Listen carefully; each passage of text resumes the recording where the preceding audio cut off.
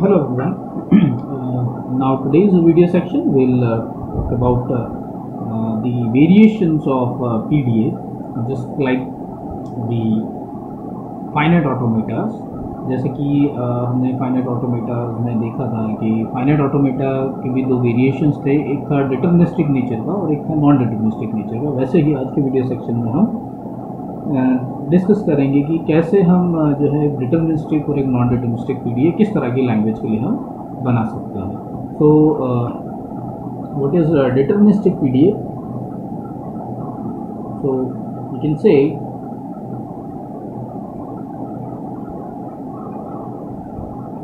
deterministic PDA or deterministic push down automata. In short, it is also known as DPDA.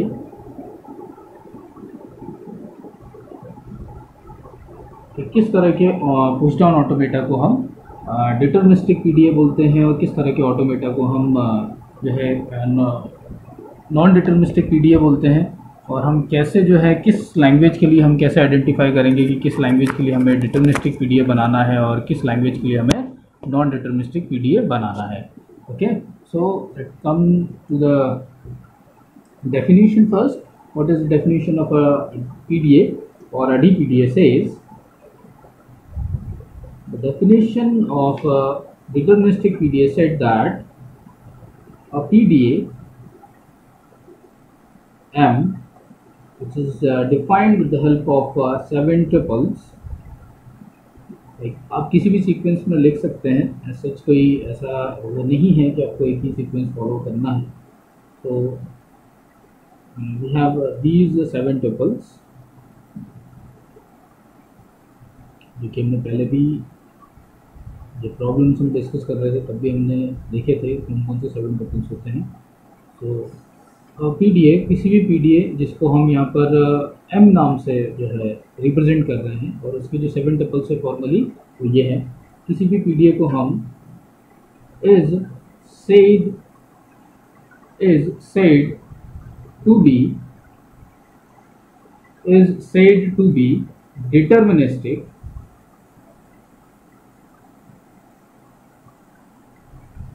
is said to be deterministic for which the configuration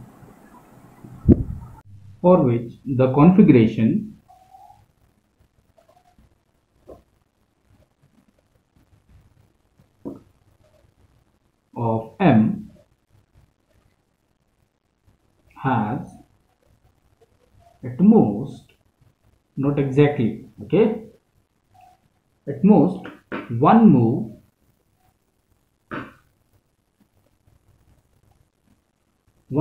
for the set of transitions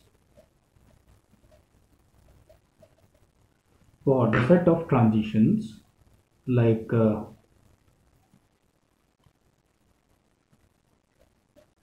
transition at state Q for input alphabet A and the stack symbol is X. Okay, so what this definition says, किसी भी PDA-M को हम set deterministic nature का तब कहेंगे जब उस machine या उस ऑटोमेटा की जो कॉन्फ़िगरेशन है उसके अंदर eight most one move for the set of transitions, यानी कि अगर आप किसी स्टेट पर किसी इनपुट अल्फाबेट और स्टैक सिंबल के लिए जो ट्रांजिशन लिख रहे हो वो एट मोस्ट कितने होने चाहिए? 1 होने चाहिए, यानी कि 1 होना चाहिए, 1 से ज़्यादा नहीं हो सकता। Maximum value is 1। जब हम deterministic nature of finite automata की बात करते थे, यानी कि डीएफए की बात करते थे, तो हम एग्जैक्टली 1 ट्रांजिशन, हम ऐसा टर्म यूज़ करते थे। यह एग्जैक्टली टर्म यूज नहीं होता है, एटमोस्ट होता है, मतलब 1 ही होगा। ठीक है, यानी कि डीपीडीए के अंदर जब भी आप कोई ट्रांजिशन डिफाइन करेंगे तो या तो ट्रांजिशन किसी इनपुट के लिए नहीं होगा, और अगर होगा तो वो 1 होगा, 1 से ज्यादा नहीं हो सकते हैं। That is what we called the deterministic PDA. Clear? और in other words we can say, तो अगर हम मैथमेटिकली डिफाइन करने की कोशिश करें, so in other words M is said to be deterministic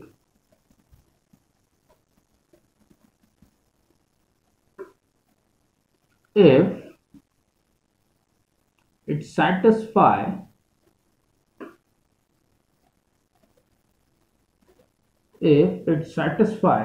both the rules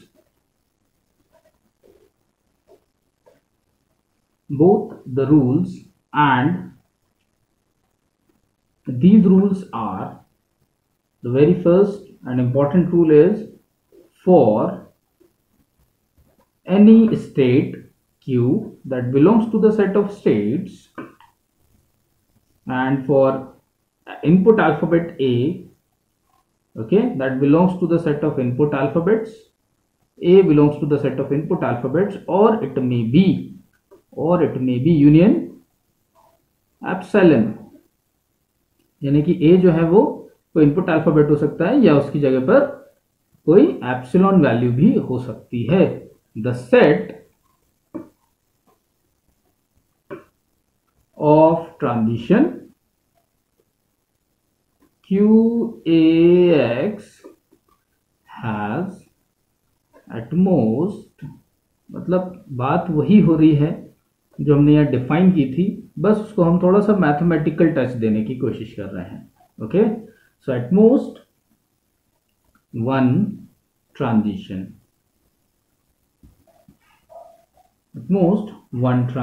where X belongs to the the stack symbols, the set of stack symbols. Okay, and the second rule is, for any Q that belongs to the set of states and X belongs to the set of stack symbols, the transition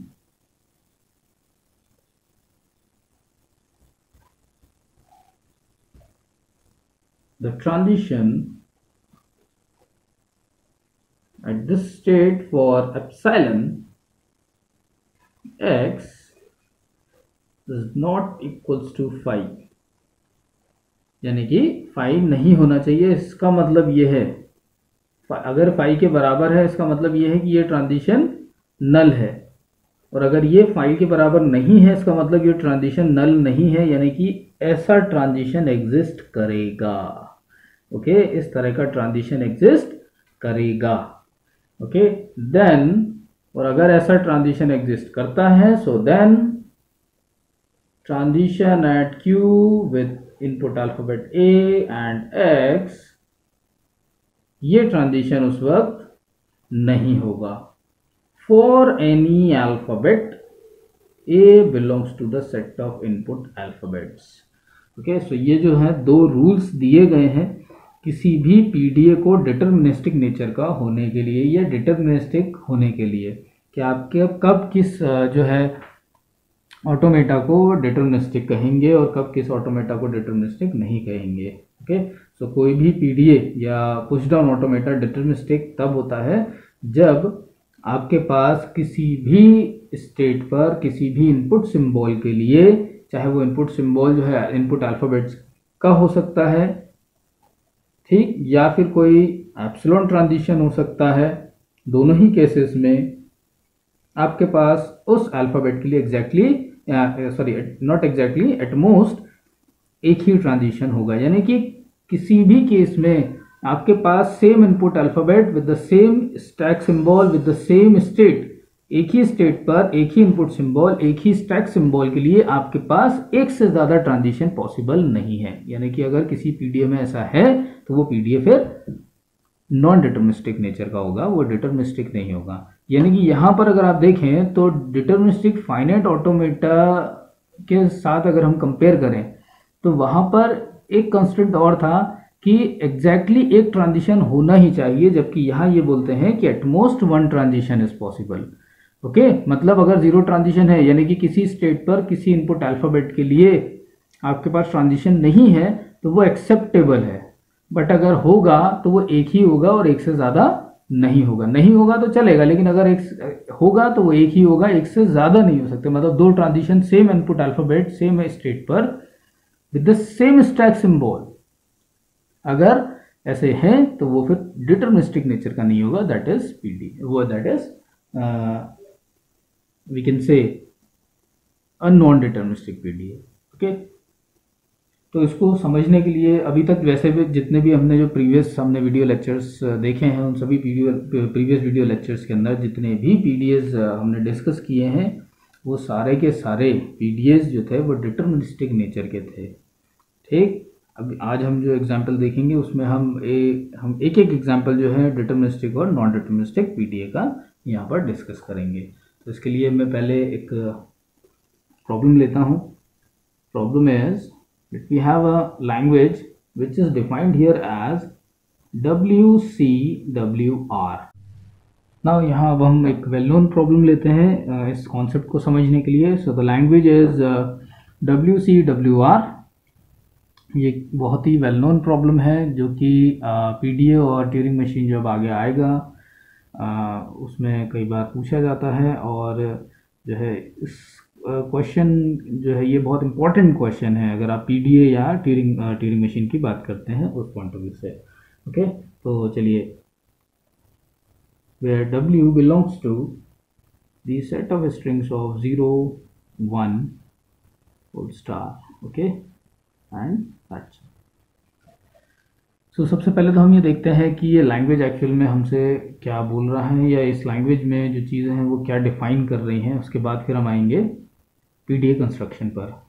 तो actual में ये जो language है वो ये define करती है कि W, ओके, हम अगर W की बात करें तो W is nothing but, W क्या है, W belongs to 0, 1 whole star.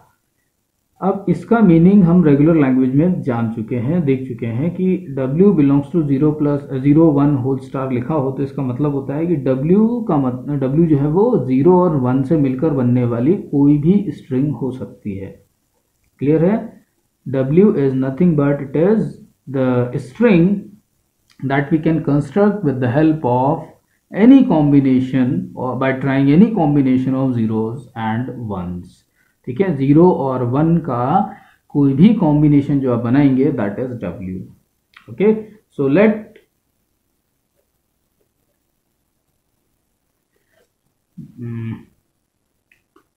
for the given language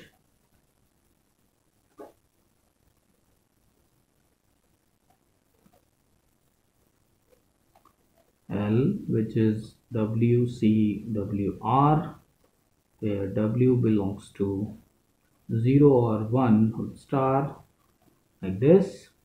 Let W I'm taking here as, मैं कोई भी एक रैंडम स्ट्रिंग ले लेता हूँ, जैसे 1 0 1 1 0, like this। 0 और 1 से मिलकर बनने वाली कोई भी एक रैंडम स्ट्रिंग हमने सेलेक्ट कर ली, that is nothing but W। ये है W। नाउ अब WR क्या होगा?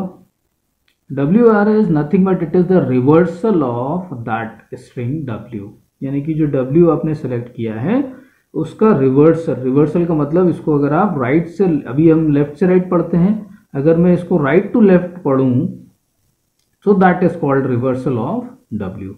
So WR is nothing but it is the reversal of that string W. So जो आखिरी लेटर जो है हमारी इस स्ट्रिंग का वो है 0, तो मैं इसको रिवर्स ऑर्डर में लिखूंगा। Okay, so starts with this alphabet 0, then 1, then again 1, फिर 0 और फिर 1। तो आप देख सकते हैं अगर W ये है तो WR ये होगा। आप कोई भी एक स्ट्रिंग ले सकते हैं, ठीक है, और उसका रिवर्सल जो है वो W⁻R होगा। सो अब हमारी जो लैंग्वेज है उस लैंग्वेज की जो स्ट्रिंग है वो स्ट्रिंग क्या होगी? Okay, so string of that language is actually, the string of that language is actually, वो कैसे देखेगी? दैट इज WCWR, यानी कि पहले आएगा W, जो भी आपने W सिलेक्ट किया है वो आएगा, फिर एक स्पेशल कैरेक्टर हमने यूज किया है C, ठीक है, जो कि स्ट्रिंग के जस्ट बाद आएगा, और फिर उस स्ट्रिंग का रिवर्सल आएगा, लाइक दिस। तो ये जो आप पूरा देख रहे हैं that is our whole string, मतलब जो भी स्ट्रिंग यहाँ आएगी इस लैंग्वेज में, उस स्ट्रिंग का जो स्ट्रक्चर होगा वो इस फॉर्मेट में होगा, ना कि सिर्फ 0 1 का कॉम्बिनेशन। ठीक है, वो स्ट्रिंग कुछ इस फॉर्मेट में होगी, यानी कि कुछ अल्फाबेट्स होंगे जो कि W को डिफाइन करेंगे, फिर C आएगा और फिर उसके बाद WR आएगा। क्लियर है? सो अब हमें जो PDA कंस्ट्रक्ट करना है वो इस तरह के स्ट्रिंग्स को रिकॉग्नाइज करने के लिए हमें जो है PDA को कंस्ट्रक्ट करना है। क्लियर? तो मैं इसके लिए मैं अपना एक इनपुट बफर लेता हूं और हमारी जो भी स्ट्रिंग है उसको मैं इस इनपुट बफर के अंदर स्टोर कर देता हूं। Clear? Now so our string is 1 0 1 1, then again 0, फिर C, then 0, then again 1, 1 0 1। ये हमारी पूरी स्ट्रिंग हो गई, जिसमें इतना पोर्शन जो है वो क्या डिफाइन कर रहा है, यहाँ से यहाँ तक, that is W, this is C, okay, and that will be W raise to the power R। ये हमारी स्ट्रिंग हो गई। क्लियर? अब हमें जो PDA बनाना है वो इस स्ट्रिंग को रिकॉग्नाइज करने के लिए बनाना है, या इस तरह की स्ट्रिंग्स को रिकॉग्नाइज करने के लिए हमें PDA कंस्ट्रक्ट करना है। तो चलिए स्टार्ट करते हैं। तो कोई भी आप एक जो है फॉर्मेट यूज़ कर सकते हैं, बाय एम्प्टी स्टेट बना सकते हैं, और we can go for final state. तो मैं यहाँ पर जो है बाय एम्प्टी स्टेट इसको ड्रॉ कर रहा हूँ। ठीक, बाय एम्प्टी स्टेट। अब देखिएगा लॉजिक हम क्या लगा सकते हैं। यहाँ पर हमारे पास हम देख सकते हैं कि इस स्ट्रिंग में हमें ये देखना है कि कंपैरिजन किस बेसिस पर होगा।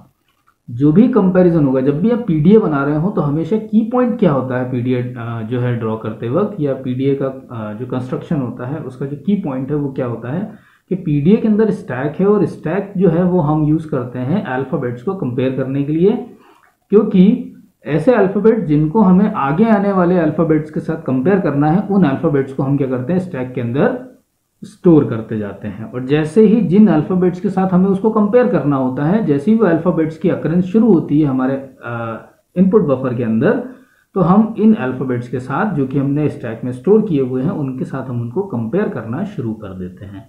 जैसा कि हमने A raise to the power n B raise to the power n example लिया था, तो हमें क्योंकि equal number of A's followed by equal number of B's के लिए बनाना था, तो हमने जितने A's थे सबको पहले स्टैक में रख लिया, और जैसे B आना शुरू हुए हमने काउंटिंग शुरू कर दी, कंपैरिजन शुरू कर दिया कि B के बराबर A होना चाहिए स्टैक में, B के बराबर A होना चाहिए, B के बराबर A होना चाहिए।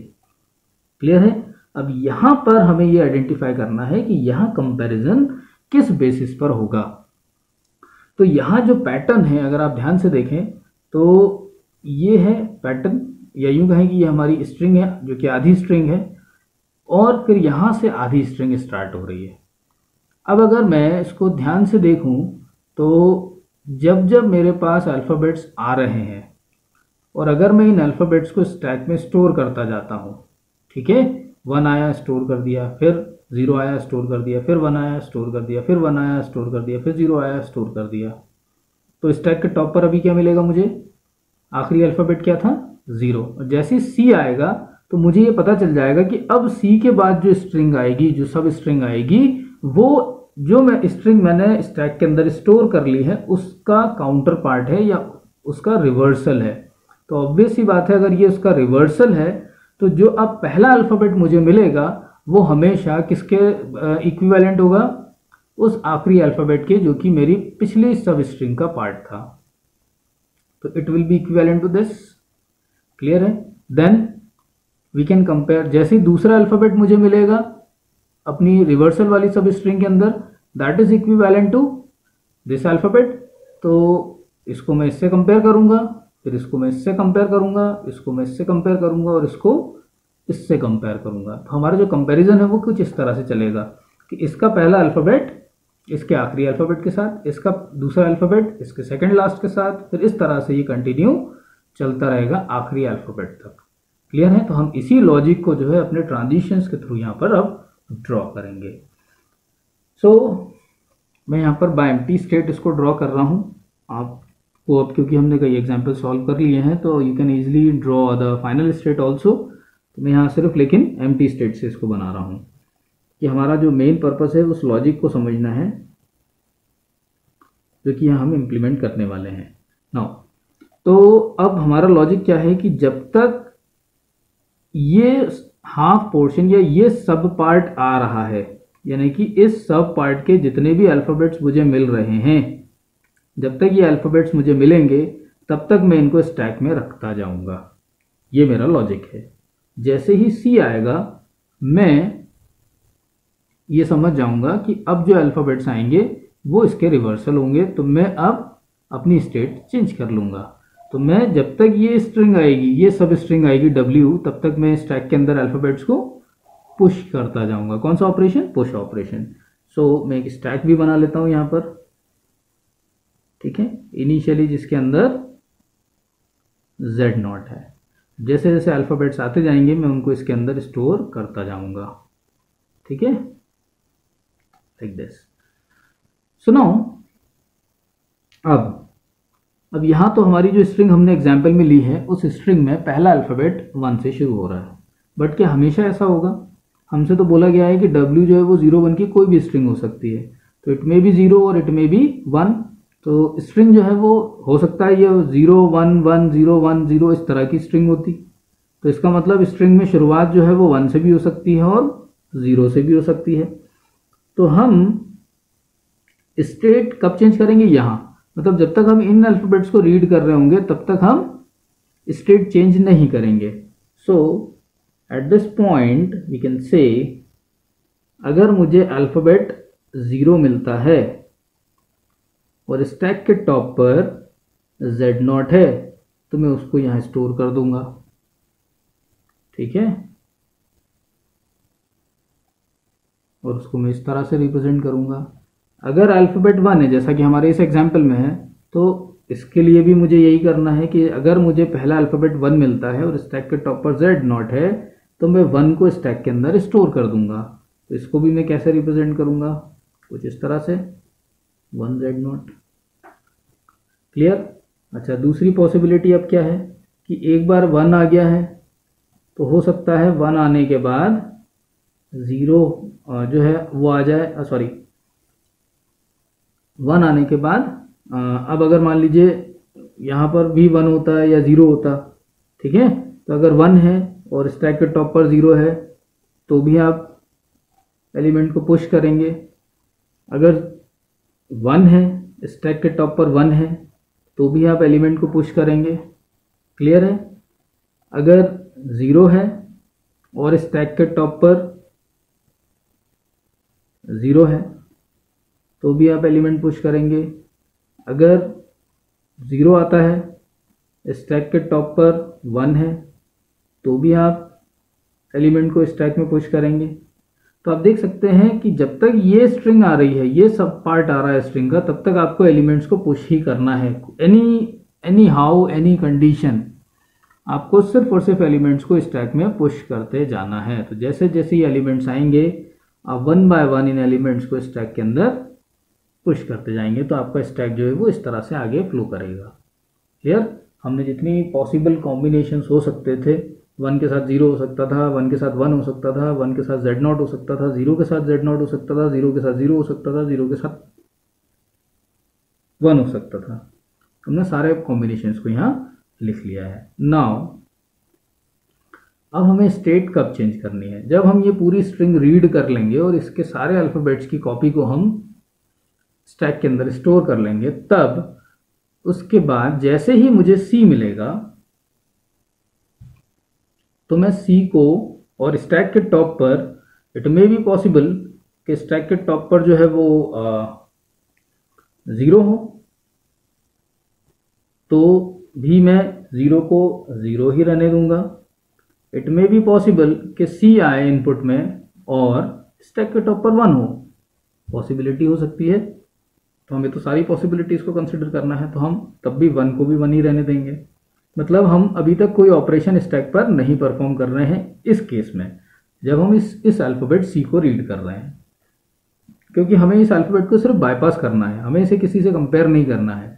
तो जो स्टेट अभी, जो कंडीशन अभी स्टैक की है वो वही रहेगी, ठीक, हमें उसको चेंज नहीं करना है, हमें कोई ऑपरेशन परफॉर्म नहीं करना है कि कोई एलिमेंट पुश कर दीजिए या कोई पॉप कर दीजिए, क्योंकि अभी हम सिर्फ इस एलिमेंट को बाईपास कर रहे हैं। और बाईपास जो है हम इस तरह से करेंगे उसे कि इनपुट आएगा सी, स्टैक के टॉप पर चाहे 0 हो तो 0 रहेगा, 1 है तो 1 रहेगा। और मे बी अ पॉसिबिलिटी वो ये कि मान लीजिए W जो है वो 0 और 1 की ऐसी स्ट्रिंग है जिसमें 0 1 की अकरेंस ही नहीं है, मतलब W में भी एप्सिलॉन, W जो है वो एप्सिलॉन भी हो सकता है।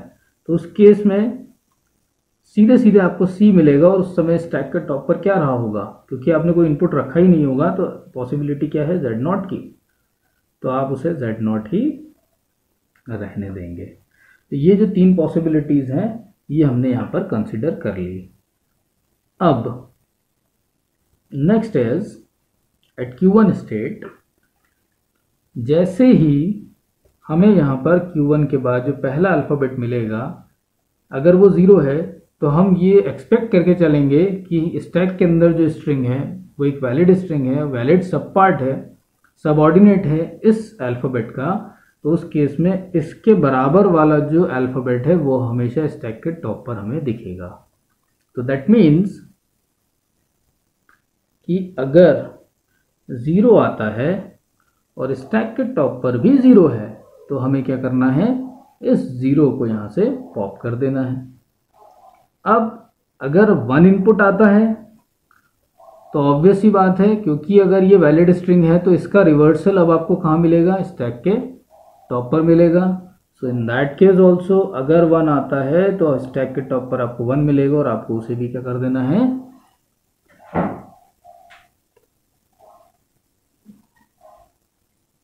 पॉप कर देना है। Clear, it will be popped out. Then फिर ये हो गया, फिर 1 आएगा, स्टैक के टॉप पर 1 मिलेगा, आप उसे पॉप आउट कर देंगे। फिर 0 आएगा, स्टैक के टॉप पर 0 मिलेगा, आप उसे पॉप आउट कर देंगे। फिर 1 आएगा, स्टैक के टॉप पर 1 मिलेगा, आप उसे पॉप आउट कर देंगे। और ये सारी चीज़ें यहाँ हमने ट्रांजिशन में डिफाइन कर दी हैं, ठीक है।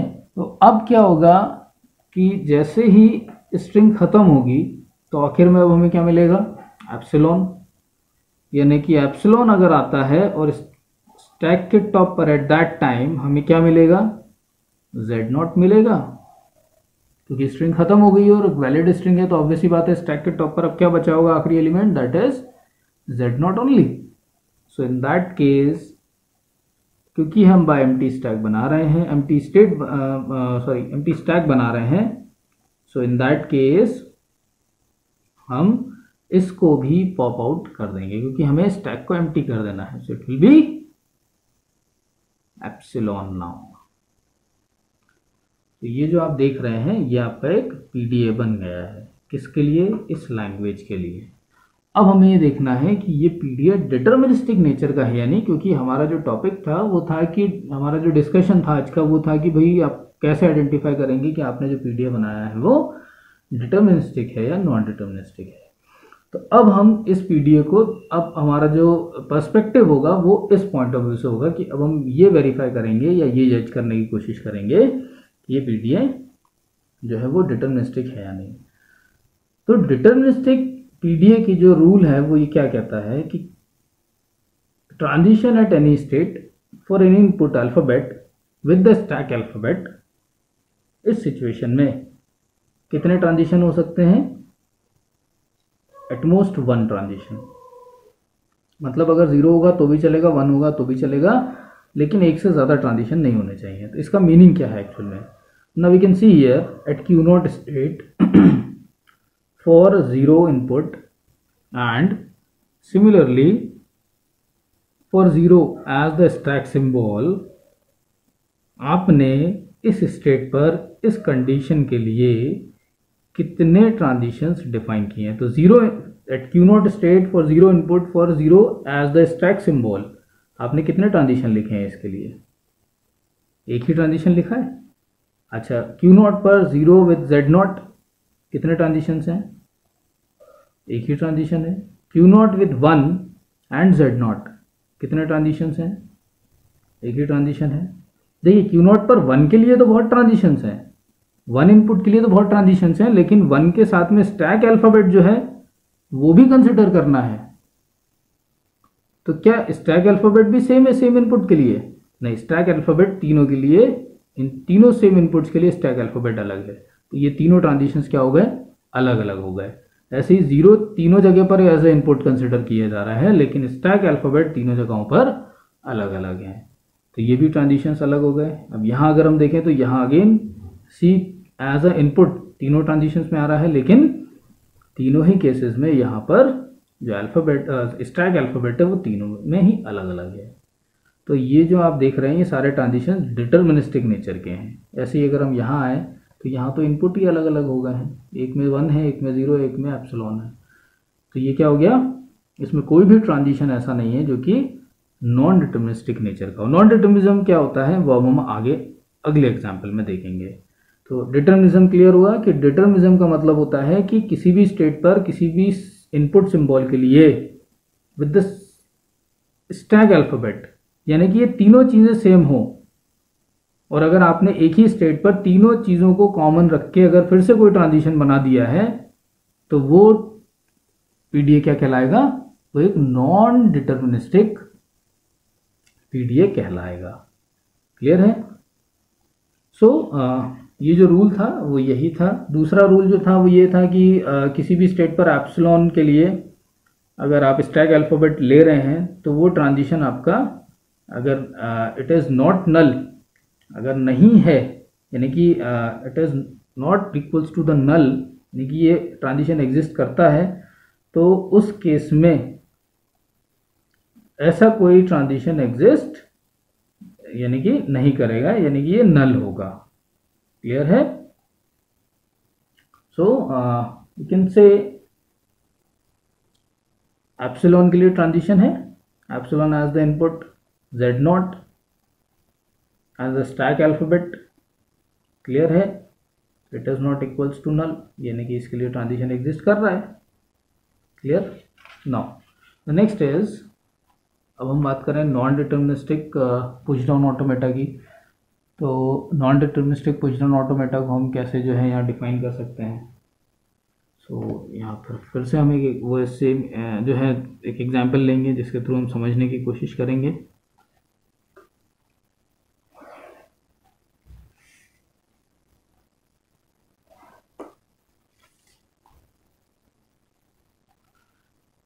अब जो हमारी प्रॉब्लम है या फिर जो हमारा क्वेश्चन है, it is based on language to be just as similar to the previous language, and the language is WWR। बहुत करीब लैंग्वेज है, जो कि पहले वाली लैंग्वेज जो हमने अभी ली थी उसके जैसी ही लैंग्वेज है।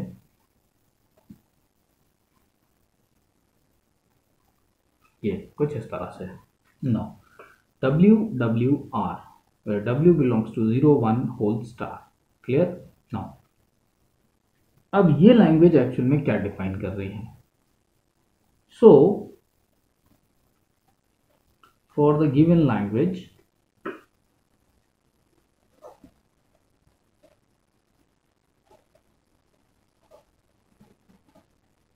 for the given language L, which is defined here as WWR, W belongs to 0, 1 like this। Okay, now what is W? W is the string of 0 1। कोई 0 1 की कोई भी स्ट्रिंग हो सकती है। तो हम क्योंकि एक बार एक प्रॉब्लम हम डिस्कस कर चुके हैं और उसमें हमने एक स्ट्रिंग ली थी, तो हम सेम ही स्ट्रिंग लेते हैं ताकि हमें समझ पाएंगे यहाँ पर कि वहाँ जो उस प्रॉब्लम में जो हमने जो स्ट्रिंग ली थी वो किस तरह से डिटर्मिनिस्टिक नेचर की थी और यहाँ पर कैसे वो नॉन डिटर्मिनिस्टिक नेचर की हो रही है।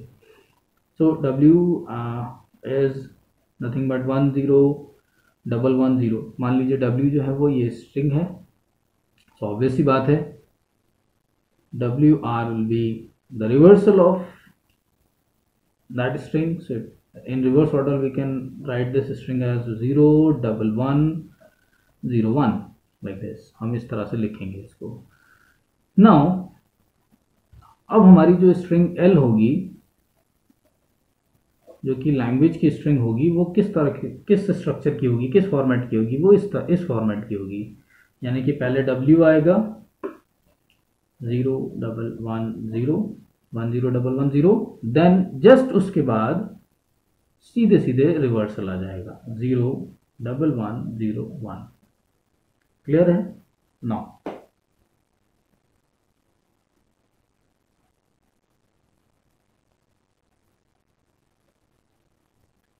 so this is what we call W and this is what we call WR। अब यहाँ पर अगर हम देखें तो हमारा जो प्रीवियस एग्जाम्पल था उसमें और उसमें डिफरेंस क्या है।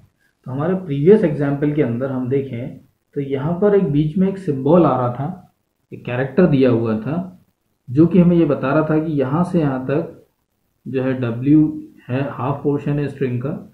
जैसे ही आपको इनपुट में ये कैरेक्टर मिले C, और तो आप समझ जाएं कि इसके बाद जो अल्फ़ाबेट्स आएंगे वो उस स्ट्रिंग का रिवर्सल होंगे। लेकिन यहाँ इस प्रॉब्लम में अगर हम देखें तो यहाँ ऐसा कोई इंडिकेटर सिंबल या मीडिएटर सिंबल हम यूज़ नहीं कर रहे हैं इस लैंग्वेज के अंदर स्पेसिफिकली, जो कि हमें ये बताएगा कि यहाँ से यहाँ तक की स्ट्रिंग जो है वो W है, और फिर जैसे ही वो स्पेशल कैरेक्टर हमारे सामने आता है तो हमें जो है इसके बाद इसका रिवर्सल मिलना शुरू हो जाएगा। तो ऐसा कोई कैरेक्टर, स्पेशल कैरेक्टर हमारे पास यहाँ पर या इंडिकेटर सिंबल हमारे पास नहीं है। ठीक है, तो अब हम इस लैंग्वेज के लिए जो है ड्रॉ करते हैं पीडीएफ। इसके लिए अगेन मैं फिर से जो है यहाँ पर इनपुट बफर ले लेता हूँ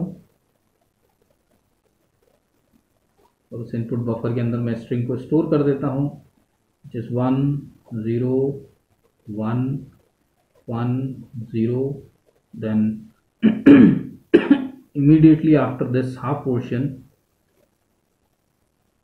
we'll have the string, the reversal of the previous one like this, okay, and so on. So now this is our string. You can see here this one is representing the W and this one is for the reversal for W. Now for we have this string in the input buffer. अब हम जो है अपना PDF draw करते हैं।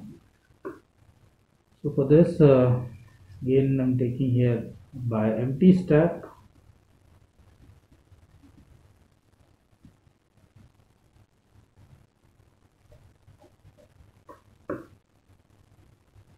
ये हमारा जो है स्टैक रहेगा, Z naught and the input alphabets here like 1 0 1 1 0 like this, okay, ये हमारी स्टैक है। चलिए हम ड्रॉ करना शुरू करते हैं। ये हमारी इनिशियल स्टेट है।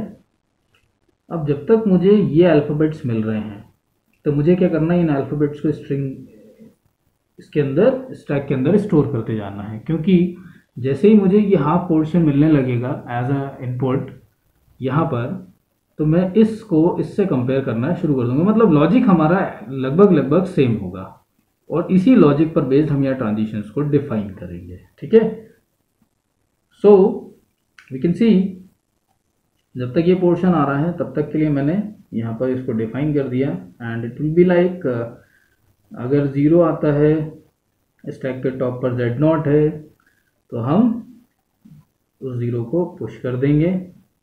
1 आता है स्टैक के टॉप पर Z नॉट है तो हम उस 1 को भी पुश कर देंगे।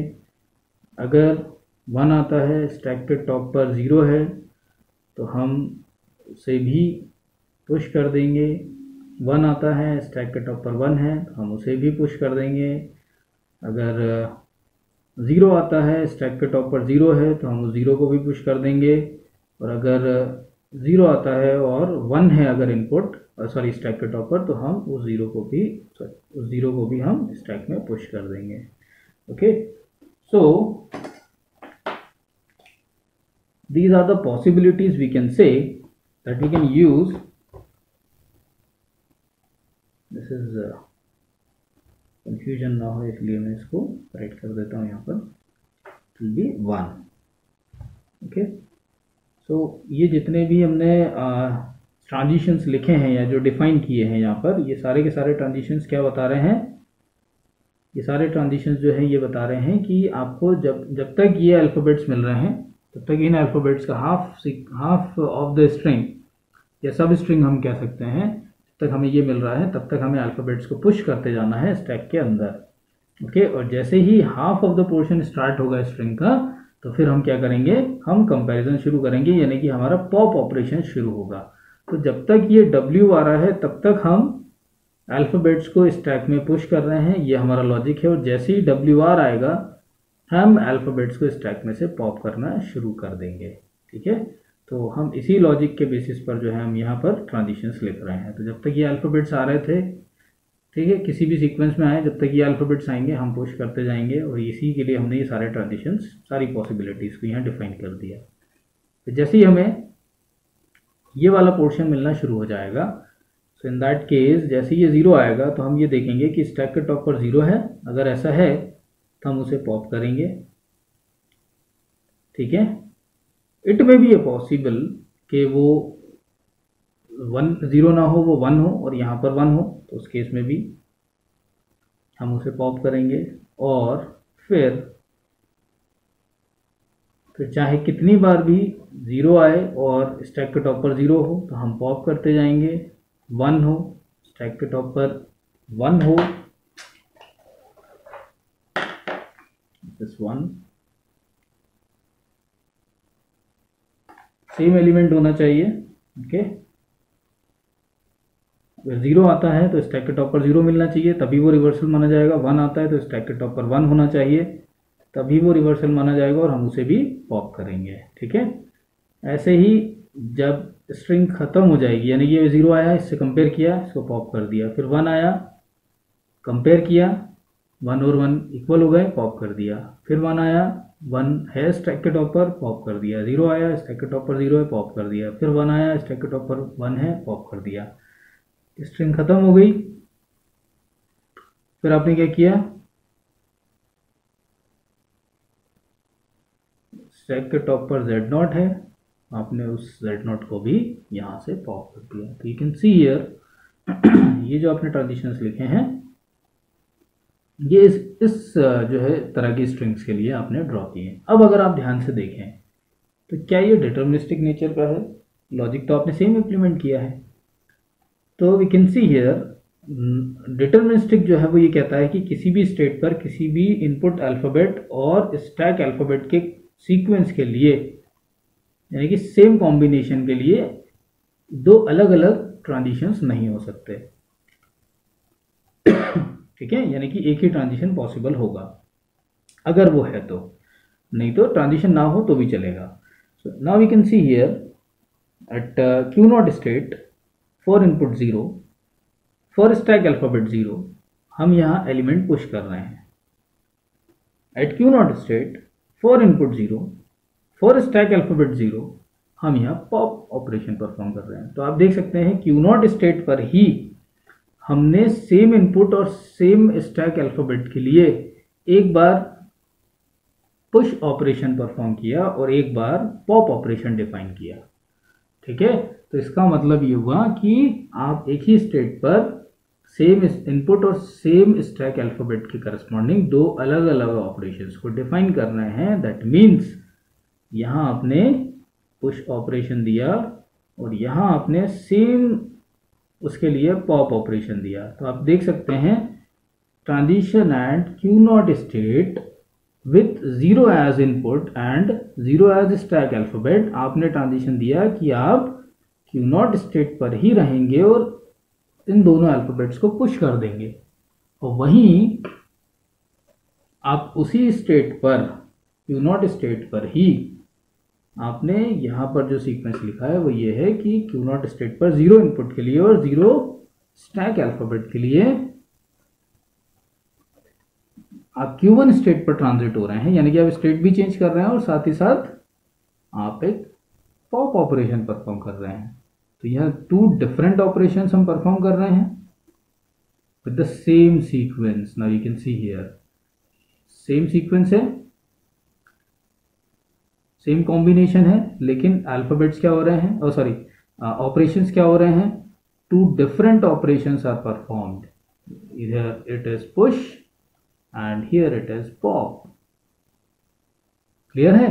तो इसका मतलब ये हुआ कि ये जो आपने पीडीए बनाया है, ये पीडीए तो है, लेकिन that PDA is non deterministic in nature. So that PDA is non deterministic in nature. ये होता है नॉन डिटर्मिनिज्म। जब पीडीए इम्प्लीमेंट हो रहा होगा या एग्जीक्यूट हो रहा होगा, तो एट दैट टाइम कंपाइलर कैसे आइडेंटिफाई करेगा कि किस सीक्वेंस के लिए आपको एलिमेंट को पुश करना है और किस सीक्वेंस के लिए एलिमेंट को पॉप करना है। और आप यकीन मानिए इस लैंग्वेज के लिए आप कभी भी डीपीडीए नहीं बना सकते। इसीलिए हम कहते हैं कि the expressive power of NPDA is greater than the expressive power of DPDA। ठीक है, यानी कि जो NPDA है उसकी एक्सप्रेसिव पावर DPDA से ज़्यादा होती है, जबकि DFA के केस में ऐसा नहीं था। DFA के केस में NFA और DFA दोनों बराबर माने जाते थे। ठीक है, लेकिन यहाँ पर ऐसा नहीं है। यानी कि एक लैंग्वेज हमने देख ली यहाँ पर, एक लैंग्वेज ऐसी है जिसके लिए आप पीडीए कभी डीपीडीए कभी बना ही नहीं सकते, लेकिन उसके लिए एनपीडीए आप बना सकते हो। क्लियर? और जो लैंग्वेज एनपीडीए के थ्रू एक्सेप्ट होती है उन लैंग्वेजेस को बोलते हैं हम NCFL या नॉन कॉन्टेक्स्ट फ्री लैंग्वेज। ठीक है, नॉन कॉन्टेक्स्ट, या यूं कहें कि नॉन कॉन्टेक्स्ट फ्री तो नहीं बोलना चाहिए कि एक्चुअल में होती CFL ही है, क्योंकि अगर आप नॉन CFL बोल देंगे तो वो CFL नहीं रह जाएगी। ऐसा नहीं होता है। Non deterministic context free language. Okay, non deterministic context free language, non CFL नहीं बल्कि नॉन डिटर्मिनिस्टिक CFL बोलते हैं। और वो लैंग्वेज जो कि डीपीडीए के थ्रू रिकॉग्नाइज होती है उसको DCFL बोला जाता है, या डिटर्मिनिस्टिक नेचर की कॉन्टेक्स्ट फ्री लैंग्वेज बोला जाता है। ओके, तो डिटर्मिनिस्टिक कॉन्टेक्स्ट फ्री लैंग्वेज या DCFL। ओके, तो ये हमारा एग्जाम्पल थे जिसके थ्रू हम जो है समझ सकते हैं कि क्या डीपीडीए होता है और क्या एनपीडीए होता है। That's all for now, thank you.